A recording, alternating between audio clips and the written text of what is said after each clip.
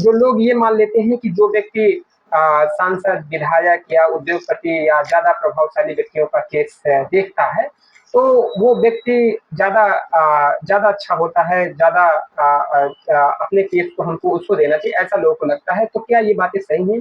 इसका जवाब सिर्फ़ ये है कि वकील की क्षमता पर ही हर चीज़ें निर्भर नहीं करती। हर एक केस जब डिसाइड होता है, तो केस के जो फैक्ट होते हैं, जो एविडेंसेस होते हैं, उसपे किसी भी व्यक्ति का जीत-हार जो भी चीज़ें जब कोर्ट जजमेंट पास करती है, तो कोर्ट केस में देखती है कि कोर्ट के जो केस के फैक्ट हैं, जो एविडेंसेस हैं, वो क्या कहते हैं। दूसरी चीज़ें जो जो टेस्टिमनी गवाहों के द्वारा रिकॉर्ड कराई गई, उसमें क्या बातें समझ में आई और जो ड्यूरिंग इन्वेस्टिगेशन कौन-कौन से मटेरियल्स कलेक्ट होके आए हैं, उन सारी चीज़ों को कोर्ट देखती है, जो डॉक्यूमेंट्री एविडेंसेस है, उन सारी चीज़ों को कोर्ट कंसीडर करती है। दूसरी चीज़ें कि किस स्ट्रेटजी के साथ काम किया गया, इसको भी कोर्ट कंसीडर करती है और ये सारी की सारी चीज़ें कोर्ट जजमेंट देते समय देती है।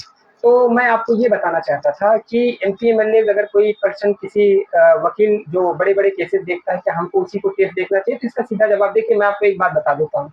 जो बातें बिल्कुल सही भी हैं कि अगर कोई भी व्यक्ति जैसे मैं ही हूँ या फिर और भी पर्सन हो सकते हैं जो एमपी एमएलए के केसेस डील कर रहे हैं, तो क्या वो तो उसके बारे में व्यवहारिक रूप से मैं आपको बताऊँ कि जो एमपी एमएलए होते हैं या फिर जो प्रभावशाली व्यक्ति होते हैं, जो फाइनेंशियली साउंड होते हैं, वो हर एक केस की गंभीरता को बहुत अच्छे से समझते हैं। तो पहली चीज़ें देखा जाए, जो जनरली ये होता है कि वो जब उनके खिलाफ मुकदमा दर्ज हुआ, तो वो सही रणनीति के हिसाब से काम करते हैं। जैसे अगर उसमें कांग्रेबल ऑफेंस नहीं है, तो अरेस्ट स्टे पे जाते हैं, एफआईआर क्वेश्चन पे जाते हैं। चार्जशीट इन्वेस्टिगेशन ऑप्शन ने फाइल किया, तो वो 482 सीआरपीसी या 528 बीएनएसएस में चार्जशीट क्वेश्चन के लिए जाते हैं। गलत सम्मन आया है, कोर्ट ने गलत कॉग्निजेंस देके सम्मन किया, तो क्वेश्चन सम्मन पे जाते हैं। मतलब जो जो उनके लिए स्ट्रेटजी है, वो उसको पूरी तरीके से यूज़ करते हैं। जबकि जो लोग नॉर्मल पर्सन्स रहते हैं, वो लोग इस तरीके के यूज़ नहीं करते, तो उनको रिज़ल्ट मिलता है। क्योंकि जज को जब सारी चीज़ें समझ में आती हैं, जैसे एफआईआर क्वेश्चन अगर केस में दिख रहा है, तो डेफिनिटली अरेस्ट स्टे है, डेफिनिटली मिलेगा। नॉर्मल पर्सन उतनी ज़्यादा केस में तैयारी नहीं करते, जितना जितना जो एमपी एमएलएज़ होते हैं या जो उद्योगपति होते हैं, जो फाइनेंशियली साउंड होते हैं, जो लोग अवेयर होते हैं, वो लोग करते हैं। ये बात बिल्कुल सही मैं आपको बता रहा हूँ। कई ऐसे लोग हैं जो कि हर एक क्योंकि क्रिमिनल केस है, चाहे छोटा हो चाहे बड़ा, आपको डेफिनिटली उसमें अपना टाइम, एफर्ट, एनर्जी आपको देना होता है। आपको बहुत यूनि फोकस होके उसमें कंसिडर करना होता है, क्योंकि आपकी लाइफ से रिलेटेड है। आपको जेल होगी तो आपको जुडिशियल कस्टडी में भेजा जा सकता है। तो इन सारी चीज़ों को केवल जो जो पर्सन अवेयर होते हैं, जो पर्सन फाइनेंशियली साउंड होते हैं, उस चीज़ को कंसिडर करते हैं कंपेयर टू नॉर्मल पर्सन। तो जब वो लोग अलर्ट रहते हैं, जब वो लोग प्रिपेयर रहते हैं, तो डेफिनेटली उनको रिजल्ट भी अच्छा मिलता है। तो उनके केसेस में क्योंकि वो अवेयर हैं, हर एक चीज़ें जो रणनीति है, जो जो कानून में जिस तरीके की रेमेडी अवेलेबल, उन सारी चीज़ों को समय से रिवील करते हैं और सही तरीके से प्रोसेस को यूज़ करते हैं, डेफिनेटली उनको रिलीफ मिलती है। तो रिलीफ मिलती है तो उनके सक्सेस होने के चांसेस ज़्यादा रहते हैं। तो देखा जाए कि अच्छा वकील करते हैं, तो उनको तो गाइड करते हैं, साथ ही साथ वो लोग उसको कंप्लायंस भी करते हैं। हम लोग के पास कई ऐसे केसेस आते हैं, जब हम लोग उनको ये सजेशन भी देते हैं कि आपको हाई कोर्ट जाना चाहिए इसको क्रैश कराने के लिए, आपको चार्जशीट क्वेश्चन के लिए जाना चाहिए, आपको अरेस्ट हिस्ट्री के लिए जाना चाहिए, आपको कॉग्निजेंस जो कोर्ट ने लिया है उसके लिए जाना चाहिए, आपको इसका रिवीजन करना चाहिए। कोर्ट ने आपके एविडेंसेस को कंसीडर नहीं किया। डेफिनेटली अगर हम लोग रिकमेंड करते हैं, कई लोग को सजेशन देते हैं, तो जो एमपी एमएलए लोग होते हैं या फिर जो प्रभावशाली व्यक्ति होते हैं या फिर जो पर्सन ज़्यादा जो in term of financial sound होते हैं, वो हम लोग की बात मानते हैं और उनको रिलीफ मिलता है। और ये जब नॉर्मल नॉर्मल पर्सन को ये बातें बताई जाती हैं, तो उन चीज़ों को कंसीडर नहीं करते। तो जब वो लोग हमारी बात मानते हैं, तो उनके सक्सेस होने के चांसेस ज़्यादा होते हैं। तो इसके लिए वकील की बात मानते भी हैं और सही जो सजेशन दिया जाता है उसके हिसाब से उनको अगर ट्रायल कोर्ट ने कोई ऑर्डर नहीं किया, तो डेफिनेटली वो उसके ऊपर वो हाई कोर्ट जाते हैं। हाई कोर्ट ने भी अगर कंसीडर नहीं किया, डेफिनेटली वो सुप्रीम कोर्ट जाते हैं। तो एमपी एमएलए जो होते हैं, प्रभावशाली व्यक्ति जो होते हैं और जो पर्सन फाइनेंशियली साउंड होते हैं, वो अपने अपने राइट्स को प्रोटेक्ट करने के लिए वो अपीलेट कोर्ट के सुपर लेवल तक जाते हैं, जबकि कंपेयर टू अदर पर्सन वो लोग नहीं जानते, इसलिए उनके सक्सेस होने के चांसेस ज़्यादा होते हैं। अगली चीज़ें क्या है? अगली चीज़ें क्या है कि जो जो विटनेसेस होते हैं, क्योंकि केस में देखिए सच्चाई बात क्या है कि केस में जो जजमेंट होते हैं, वो क्रॉस एग्जामिनेशन जो विटनेसेस होते हैं उनकी टेस्टिमनी से ही कोर्ट जजमेंट पास करती है। तो जब अच्छे लोग होते हैं, मतलब जो ये लोग होते हैं, एमपी-एमएलएज़ होते हैं या फिर जो प्रभावशाली व्यक्ति होते हैं, फाइनेंशियली साउंड होते हैं, तो देखा जाए जो मैं आपको बताऊँ जैसे ढेर सारे केसेज़ मैं खुद रिप्रेज़ेंट कर रहा हूँ, तो मैं देखता हूँ कि ज़्यादातर लोग होस्टाइल हो जाते हैं। जिस तरीके से पुलिस ने टेस्टिमनी बनाई, जिस तरीके से प्रोसिक्यूशन ने केस बनाया, जब वो कोर्ट में उनकी टेस्टिमनी होती है, तो वो होस्टाइल हो जाते हैं, वो प्रोसिक्यूशन के वर्जन को सपोर्ट नहीं करते।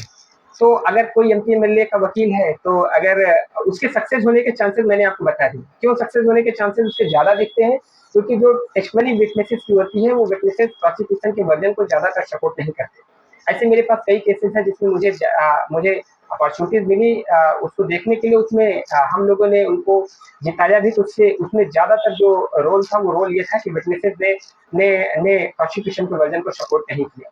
तो जो प्रभावशाली व्यक्ति है जब आप उनको रिप्रेज़ेंट करते हैं तो जो विटनेसेस होते हैं वो विटनेसेस प्रोसिक्यूशन के वर्जन को सपोर्ट नहीं करते डेफिनिटली उसमें चांसेस एक्विटल के ज़्यादा होते हैं। तो ये भी एक कंसीडर होता है जिसके कारण से उनको अच्छे रिजल्ट मिलते हैं। तीसरी चीज़ें क्या है कि मैंने आपको बता ही दिया कि केस के तथ्य और फैक्ट भी हर मुकदमे का डिसाइड करते हैं। अगर आपके केस के फैक्ट आपके डैमेजेस होते हैं या फिर जो भी चीज़ें होती हैं कोर्ट उसी पे डिसाइड करती है। जो लोग अवेयर होते हैं, जो लोग सीरियस होते हैं डेफिनिटली वो लोग उसमें मेहनत से करते हैं बाकी जिससे उनको अच्छा रिजल्ट मिलता है। अच्छा, एक चीज़ें और हम लोग कंसीडर करते हैं, जो प्रभावशाली व्यक्ति लोग होते हैं, वो लोग जब उनके खिलाफ मुकदमा लिखा गया तब से वो लोग अवेयर हो जाते हैं।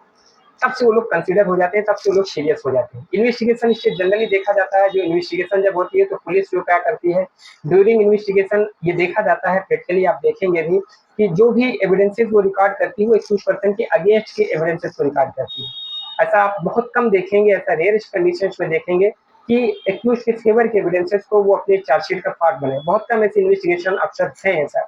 कोर्ट में आप देखेंगे जहाँ तक मैं आपको क्लियर बता दूँ कि आप सारे केसेस में ऐसा देखेंगे। वैसे ठीक है, अगर आप हमारी बातों को थोड़ा-सा अलग लेना चाहते हैं, तो आप मान लीजिए कि ठीक है, कुछ लोग मान लीजिए सारे इन्वेस्टिगेशन ऑफिसर ऐसे नहीं होते, लेकिन ज़्यादातर केसेस में यही है कि केवल एक्यूज़्ड पर्सन के अगेंस्ट के सारे एविडेंसेस को रिकॉर्ड किया जाता है। यही चीज़ें जब एमपी-एमएलएज़ का होता है या फिर प्रभावशाली व्यक्तियों का होता है, तो लोग इन्वेस्टिगेशन स्टेज पे भी बहुत अलर्ट होते हैं। वो क्या करते हैं, अगर उनके डिफेंस का कोई एविडेंस है तो डेफिनेटली वो सुपीरियर अथॉरिटीज के पास एप्लीकेशन देते हैं, एफिडेविट देते हैं, नोटरी देते हैं, उसको इन्वेस्टिगेशन का पार्ट बनाने के लिए एप्लीकेशन देते हैं। फेयर इन्वेस्टिगेशन के लिए हाई कोर्ट से वो रिट जुडिक्शन में जाते हैं।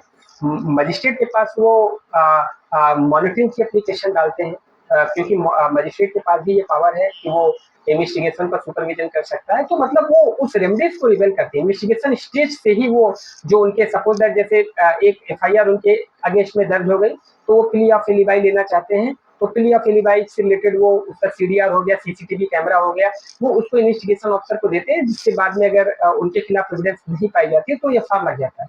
एक नॉर्मल पर्सन इतना ज्यादा अलर्ट नहीं होता है। और वो और जनरली मैंने आपको बताया भी कि इन्वेस्टिगेशन ऑफिसर ज्यादातर ऐसे ही होते हैं कि वो 21% के सपोर्ट के एविडेंसेस को पार्ट नहीं बनाते हैं। तो ये भी चीजें एक देखने वाली बात है क्योंकि वो लोग इन्वेस्टिगेशन स्टेज से ही अलर्ट होते हैं, तो इसलिए उनको चांसेस सक्सेस उनके चांसेस ज्यादा होते हैं। अगली चीजें मैंने आपको बता दी इन्वेस्टिगेशन स्टेज। एक चीजें और किसी केस को जीतने के लिए डॉक्यूमेंट्री एविडेंस भी बहुत जरूरी होता है। जो कोई पर्सन जो एमपी-एमएलएज़ होते हैं, जो फाइनेंशियली साउंड पर्सन होते हैं, प्रभावशाली व्यक्ति होते हैं, वो डॉक्यूमेंट्री एविडेंस को बहुत अच्छे से क्या करते हैं, कंसीडर करते हैं, इन्वेस्टिगेशन के समय जॉइन कराते हैं। जैसे जैसे क्या है कि अगर मान लीजिए सीडीआर है, सीडीआर इन्वेस्टिगेशन ऑप्शन में नहीं लगाया, तो एक चीज़ सीडीआर का देखा जाएगा तो 2 साल तक जो ट्रायल का ड्यूरेशन है, उसमें 2 ही साल तक उसको डाटा को प्रिज़र्व किया जा सकता है, बाद में वो डिलीट कर देती है। तो इसके लिए आपको पहले से ही क्या करना पड़ेगा कि आपको मजिस्ट्रेट के कोर्ट में एप्लीकेशन डाल के पहले सेक्शन 91 सीआरपीसी में था, अब उससे related I think section 94 BNSS में है। तो वहां से आप एप्लीकेशन डाल के आप उस डॉक्यूमेंट को सेव करा सकते हैं। ये आपको करना चाहिए। तो जो लोग अलर्ट होते हैं, जो लोग प्रिपेयर होते हैं, जो लोग मैंने आपको एग्जाम्पल के लिए बताया, वो लोग इन सारी चीजों को कंसिडर करके उस चीज को सेव करा देते हैं। नॉर्मल पर्सन जो लोग होते हैं वो बहुत कैजुअली लेते हैं, उस चीजों को नहीं कर पाते, बाद में भले वो एविडेंस उनके सपोर्ट का था लेकिन वो 2 साल के बाद ऑटोमेटिक डिलीट हो जाता है, उसको कोर्ट ने प्रिजर्व नहीं किया। तो वो एविडेंस डॉक्यूमेंट्री एविडेंस जो लोग होते हैं वो लोग उसको कलेक्ट करते हैं, उसको सेव करते हैं, अपने अपने केस में उसको रखवाने के लिए रखते हैं। तो ये चीजें बहुत मैटर करता है।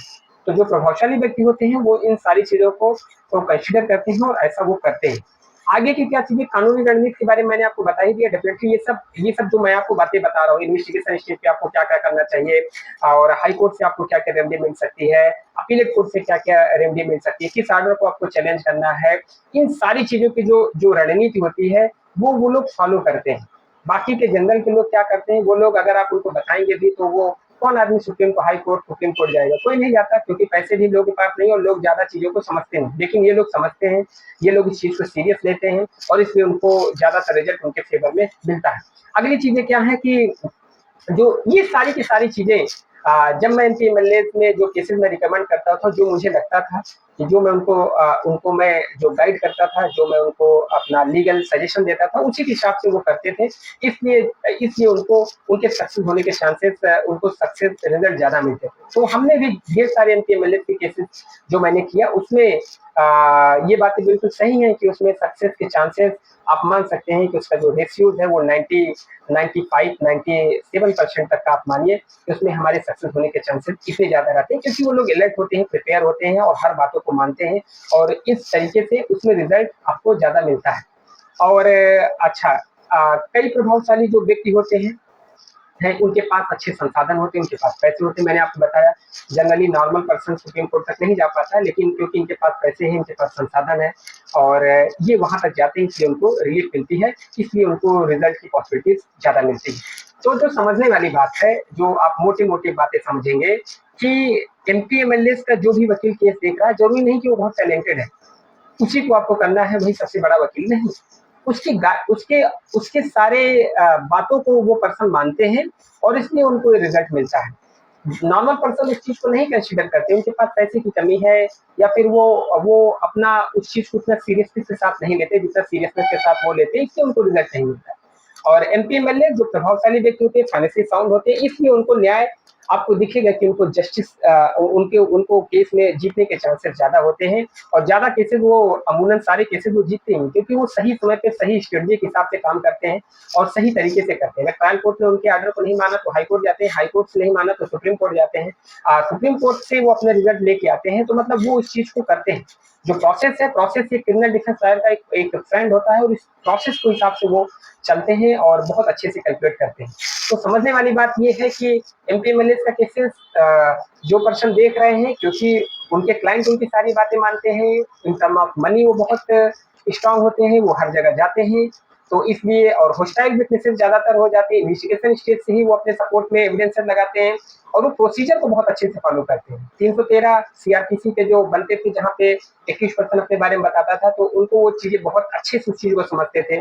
315 सीआरपीसी की जो प्रोसीडिंग थी उसमें वो कंसीडर करते थे, डिफेंस में अपनी तरफ से एविडेंसेस देते हैं वो लोग और उस मुकदमे को बहुत सीरियस लेते हैं इसलिए उनको सक्सेस के चांसेस ज़्यादा मिलते हैं।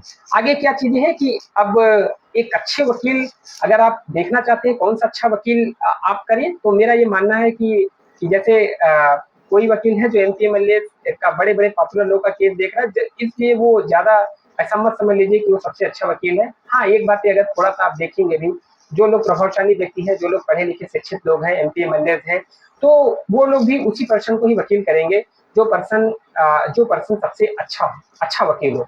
तो मैं ऐसा नहीं कहूँगा कि देखिए उन्होंने मुझे एज़ ए एडवोकेट अगर उन्होंने अपॉइंट किया, तो डेफ़िनेटली क्योंकि उनके पास पैसे की कमी नहीं है, उनके पास ऑप्शंस की कमी नहीं है, तो डेफ़िनेटली और वो इस चीज़ को सीरियस रखते हैं, तो डेफ़िनेटली वो अच्छा वकील करेंगे।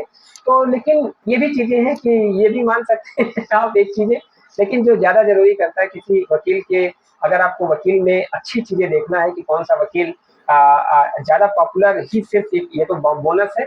आप अच्छे वकील में जो क्वालिटी देख सकते हैं जिसको कानून की गहरी समझ हो, डेफ़िनेटली आपको देखना चाहिए कि सिर्फ़ ऐसा वकील ही आप अपने लिए हायर ना करिए जो बड़े-बड़े लोगों का केस डील करता हो या फिर बड़े-बड़े लोगों का ही वकील हो, बहुत पॉपुलर हो। ऐसे वकील को से ज़्यादा आप उस वकील के पास कंसिडर कीजिए कि जिसको कानून की बहुत अच्छी गहरी समझ हो, मुकदमे की वो प्रिपरेशन करे, अलर्ट रहे, प्रिपेयर करें। तीसरी चीज़ें क्या है कि उसके पास क्रॉस एग्ज़ामिनेशन की बहुत अच्छी स्किल्स हो। मैं आपको सच बात बता रहा हूँ, अच्छा वकील मेरी जानकारी में वही है जो इफेक्टिव क्रॉस एग्ज़ामिनेशन कर पाए, बाकी कोई मुझे अगर मुझसे पूछा जाए कि सबसे अच्छा वकील आप बताइए, तो मैं आपको एक लाइन में एक ही जवाब दूँगा कि जो सबसे अच्छा क्रॉस एग्ज़ामिनेशन आपके लिए कर पाए, वही सबसे अच्छा वकील है। मैं क्रॉस एग्जामिनेशन अपने लिए भी व्यक्तिगत रूप से बताऊँ, मैं सबसे ज़्यादा जिस चीज़ पे अपना टाइम, एफर्ट, एनर्जी अपना देता हूँ, फ़ोकस करता हूँ, वो सिर्फ़ अपने क्रॉस एग्जामिनेशन पे ही करता हूँ।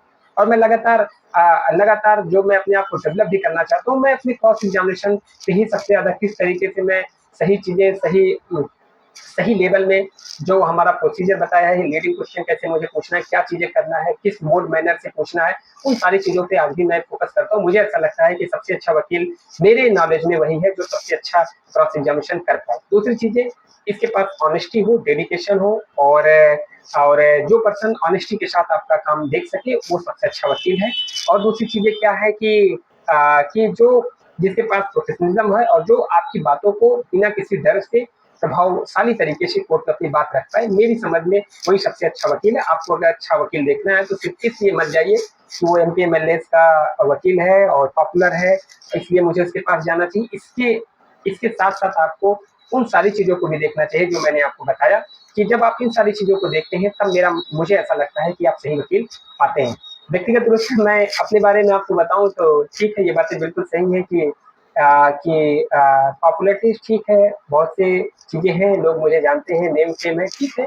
अच्छे-अच्छे मैंने रिज़ल्ट किए हैं ज़्यादातर केसेज़ में, एक्विटल करा इसमें कोई डाउट नहीं है। लगभग-लगभग मुझे लग रहा है कि मैंने ज़्यादा रिलीफ़ लोगों को इनिशियल स्टेज पे ज़्यादा बेल बेल भी मैंने चांसेस कंपेयर टू अदर्स। वैसे मेरा किसी से कोई कंपेयर नहीं, किसी से कोई कॉम्पिटिशन नहीं, मैं अपने लिए अच्छा कर रहा हूँ, जो चीज़ें क्लाइंट के लिए अच्छा कर रहा हूँ। तो लेकिन देखा जाए व्यक्तिगत रूप से तो हाँ, ये बातें बिल्कुल सही है कि जो क्रिमिनल मैटर्स में है, मैंने लोगों को अच्छे रिलीफ दिलाए हैं। और ये बात बिल्कुल सही है कि जिस जगह पे मैं रहता हूँ, उसके आस-पास अगर आप देखेंगे तो जो एक्विटल के चांसेस हैं, जो केस में मैंने एक्विटल कराए हैं, उसके रेशियोज़ ज़्यादा हैं। और मैंने ज़्यादातर लोग इसलिए नेम फेम ये बातें बिल्कुल सही है कि लोग मुझे यहाँ पे जानते हैं और क्योंकि मैंने उनके लिए एक अच्छा रिलीफ दिया है।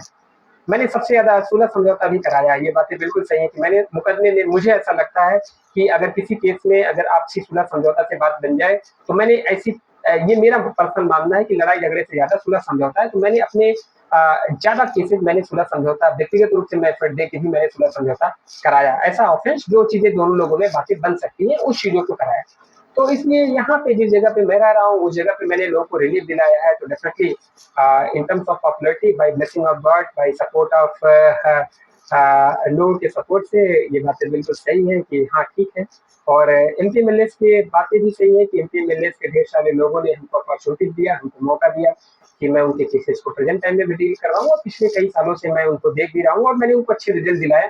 तो लेकिन सिर्फ मेरे पॉपुलर ऐसा नहीं है कि जो मैं बिलीव करता हूँ कि अच्छा वकील ऐसा नहीं है कि मैं बहुत इन लोगों का केस देख रहा हूँ तो मैं सबसे अच्छा हूँ। मेरा ये मानना है कि अगर मैं अच्छा क्रॉस एग्जामिनेशन लोगों के लिए कर पा रहा हूँ, कानून की अच्छी समझ मेरे पास है, मैं प्रोसीजर में बिना किसी रिस्क से, बिना किसी डर से अपने क्लाइंट के वेलफेयर के लिए दौड़ भाग रहा हूँ, उसको रिलीफ दिला रहा हूँ, तो मेरा मानना है कि ये पैरामीटर पॉपुलैरिटी और बड़े लोगों का केस हैंडल करने से ज़्यादा ज़रूरी है, जिस पे मैं फोकस करता हूँ।